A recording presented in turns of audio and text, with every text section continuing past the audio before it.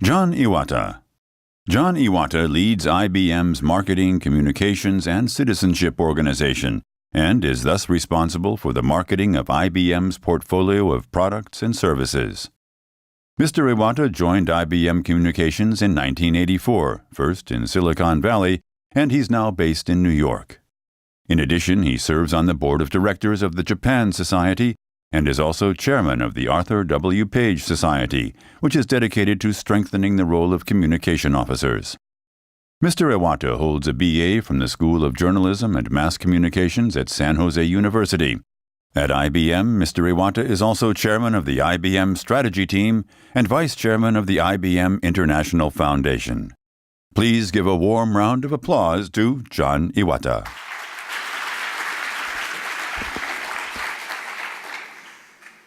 Good afternoon, everybody. It's a pleasure to be here.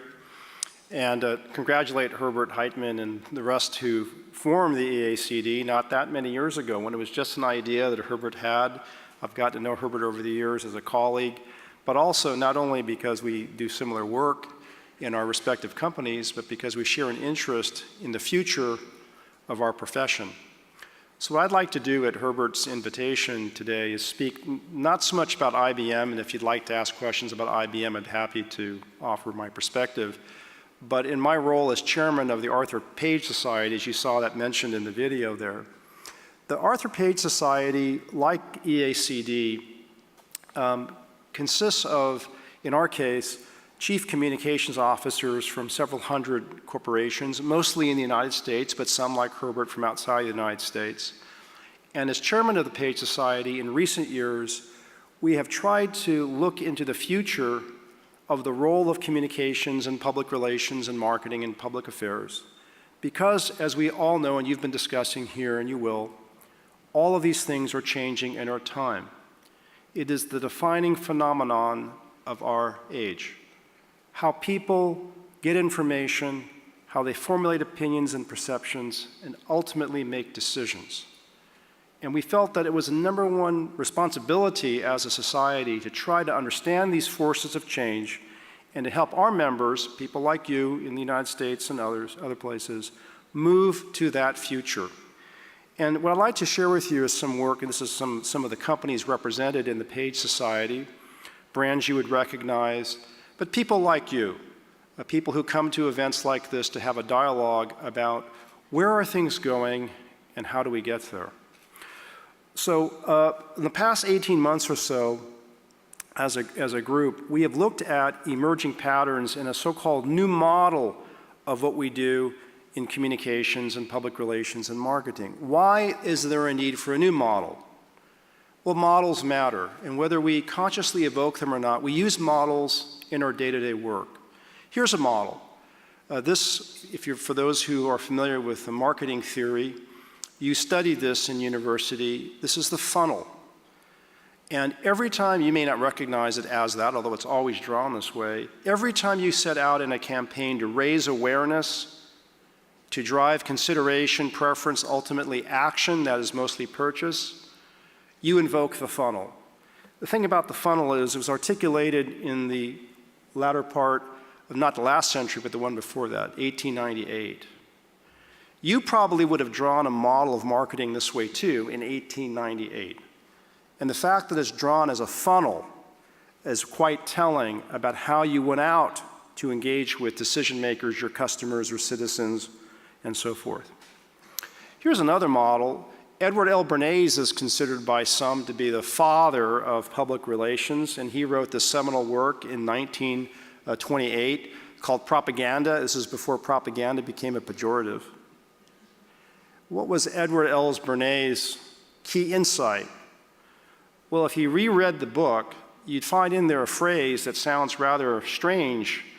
It goes something like this: "It is only through the intelligent few that the public at large becomes aware of an idea and acts upon it." Well, you might say, well, that's a really out-of-dated idea. Only through the intelligent few? But every time you develop a campaign or a strategy where you set out to influence the influencers, you are setting out to invoke this model of public relations, of influencing the many through the few.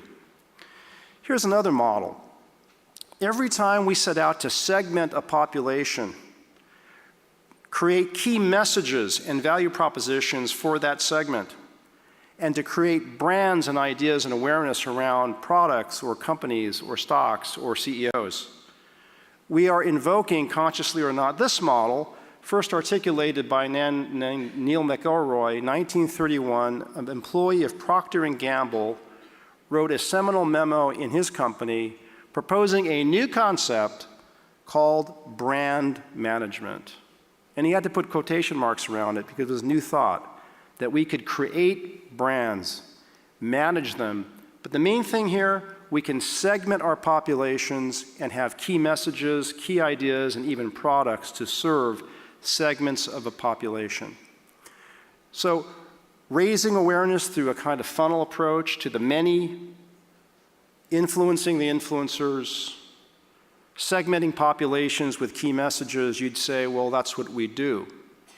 That's all true, and these ideas, these models are still valid. But the question that we asked ourselves, and we would offer to you, is are these models adequate for the world in which we now find ourselves? So we went out and talked to leaders like you from dozens of corporations. We didn't ask them if you have a new model, that would have been an odd question, but we said, are you doing different kinds of work? And to the extent that you're doing different kinds of work, what are you doing and why? And what we heard, you'd of course recognize things like this.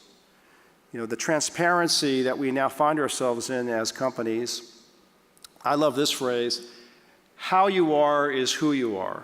That you can have formal messaging and advertising and key messages, but how you are, how you actually behave, and I think Mr. Boland's example here is representative of many ideas that I'll share with you, is in fact more important than any formal messaging you could put out there. The implication of that is, whether it's the internet or social media, our cultures, that is, who we are on the inside, our reputations, our brands, well, these things are no longer manageable as separate things. They are, in fact, indivisible, and we have to manage them accordingly. The tweet that can kill my company. What does that mean? Well, it unlocks a lot of dialogue. You're having it here at this summit. And that is, while it is still the case that the few influence the many, a new reality is that the many can now influence many more.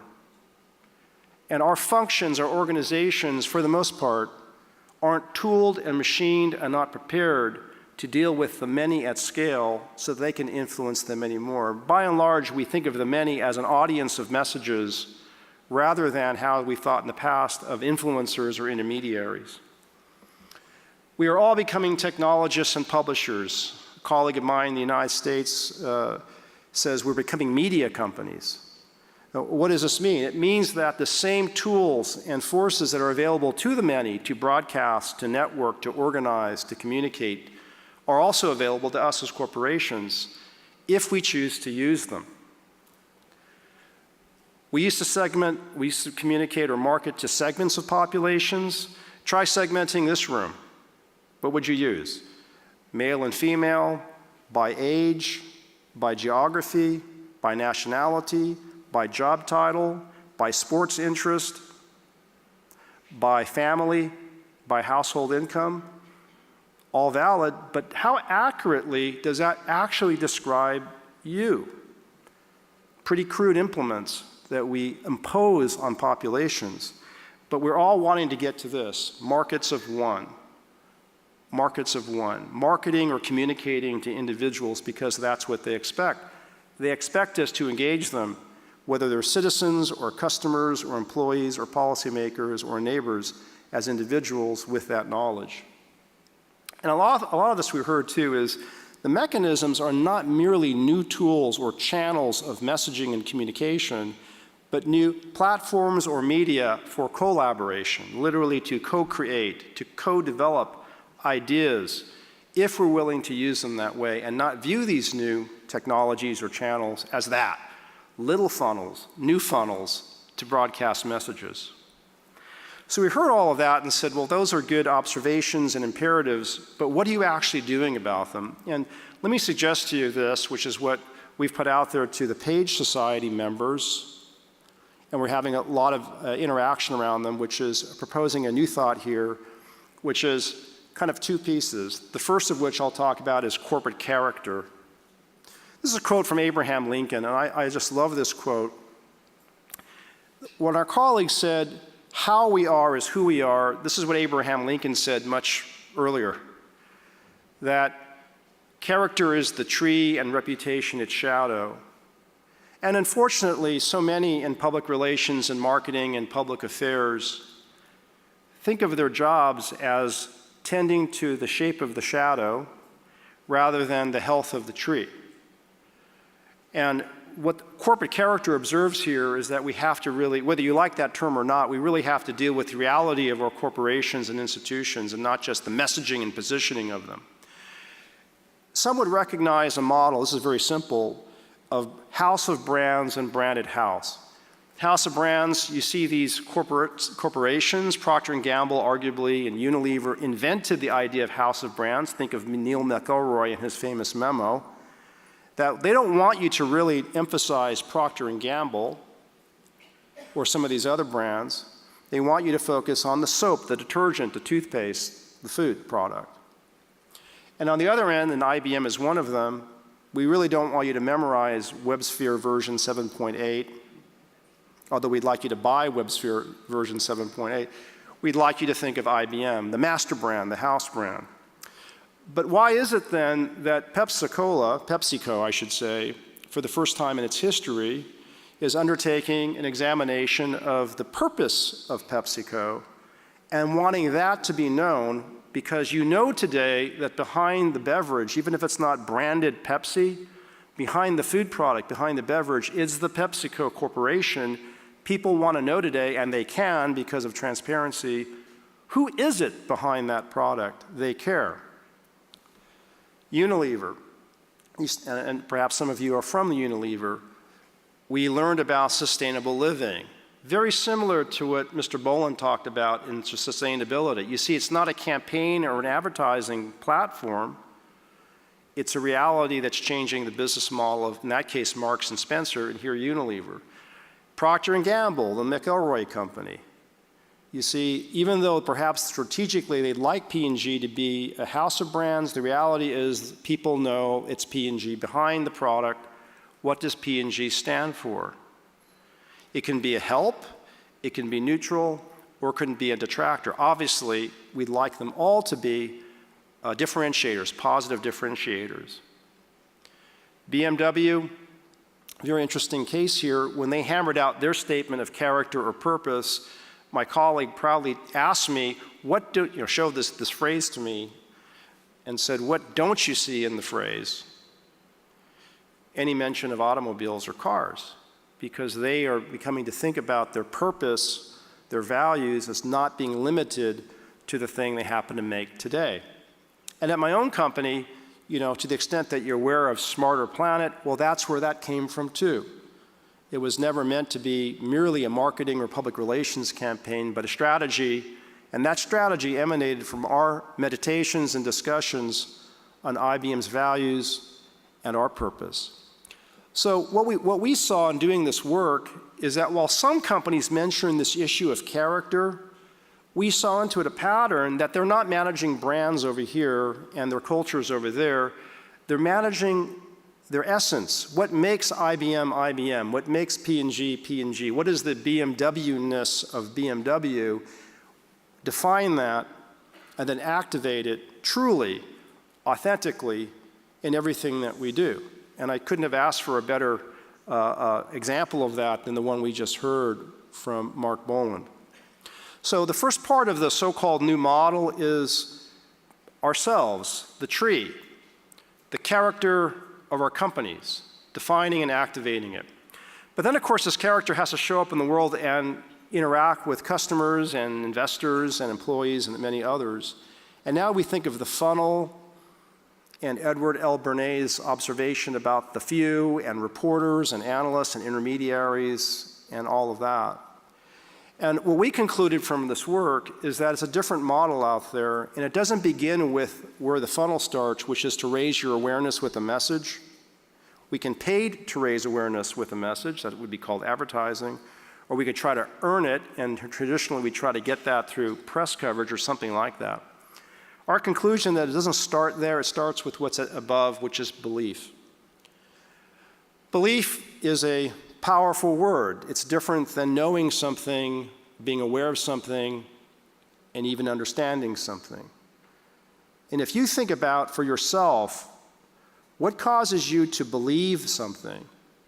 It's a very different mechanism and process for us as humans than it is to know something or to be aware of something. And therefore, if that's the beginning of this new engagement model, we would have to change our work.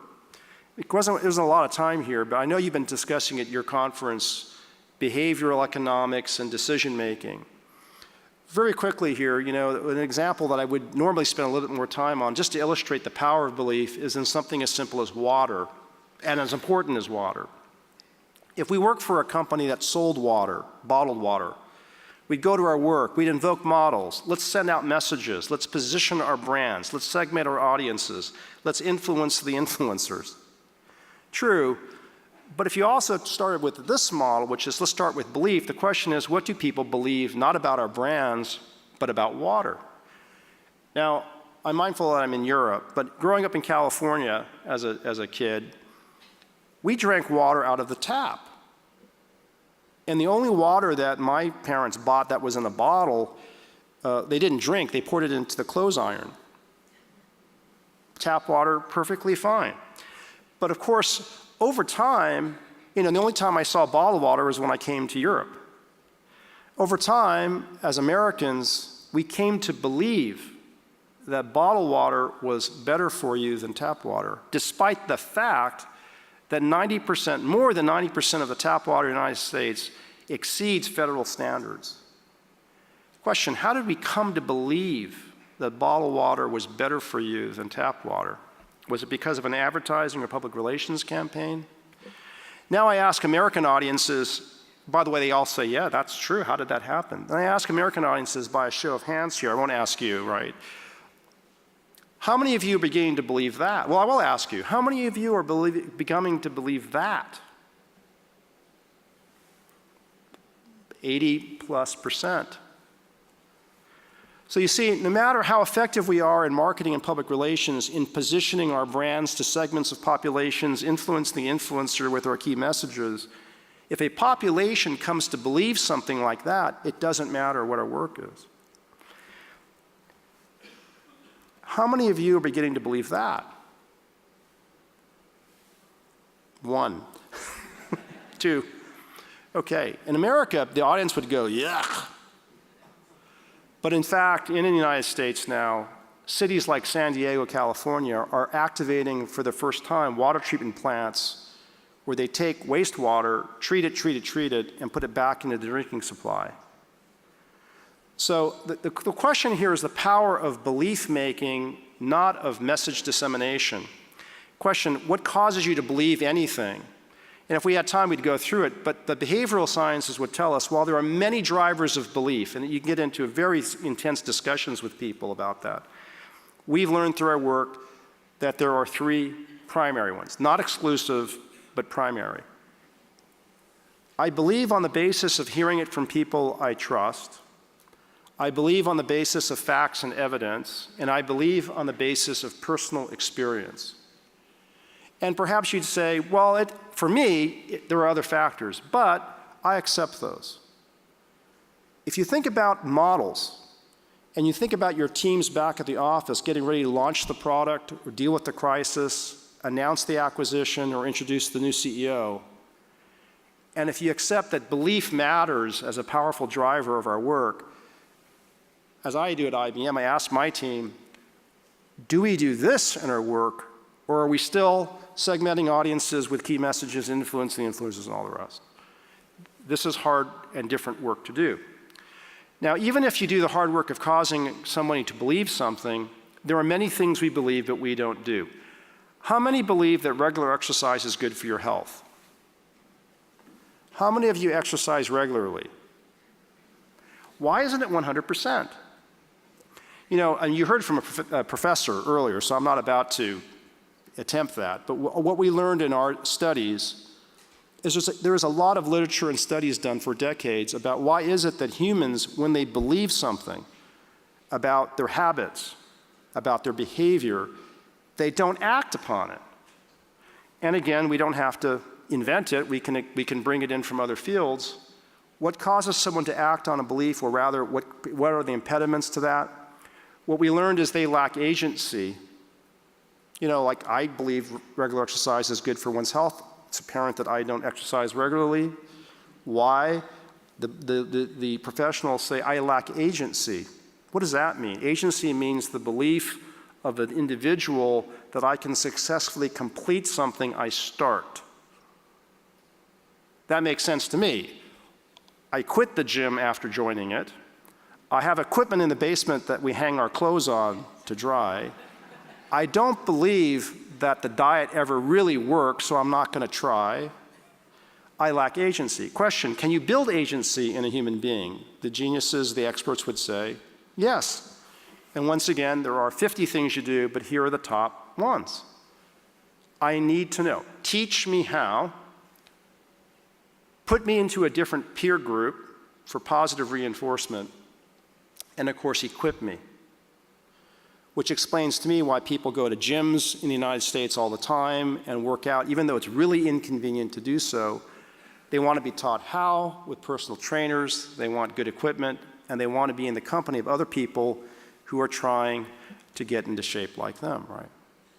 Question, you go back to your teams in the office and ask, if you're trying to get people to act upon the key message, not just know it, not just believe it, but to do something, join the company. Change behavior at work, buy our stock, buy our products and services, and keep buying them. How much of this influences that work for real? Are we doing that?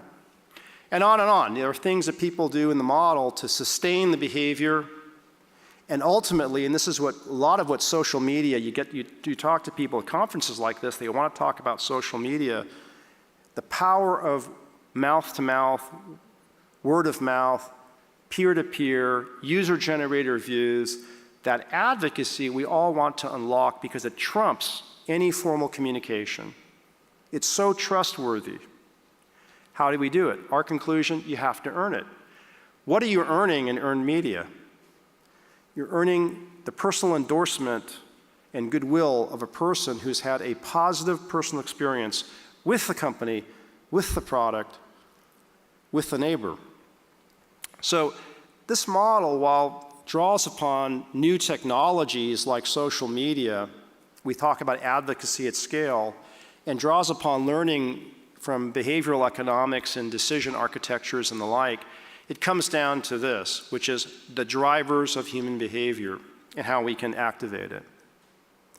So let me stop there, and in conclusion suggest to you what we found, which are the implications for the Chief Communications Officer, and they include things like this. What do you actually go do? What skills do you need to acquire? The ones that I would call out to you is that we are becoming, quote, media companies, but media in the new sense of developing not just content and getting it out there, but developing applications and functionality for people to use, like the tools that we need to act upon, becoming curators of corporate character. And the last point I'd make here, and we've heard this in our research from some of our colleagues who mused that in the future the CCO title, this isn't a serious suggestion that we change our titles, but it could come to mean Chief Collaboration Officer, because we are an integrating force inside of our companies, and we help our companies collaborate with all the stakeholders and constituents who matter to us. So I hope that's helpful to you. This is something that we're doing a lot of back at the Page Society with our membership, and so far it's been pretty encouraging. Thank you very much.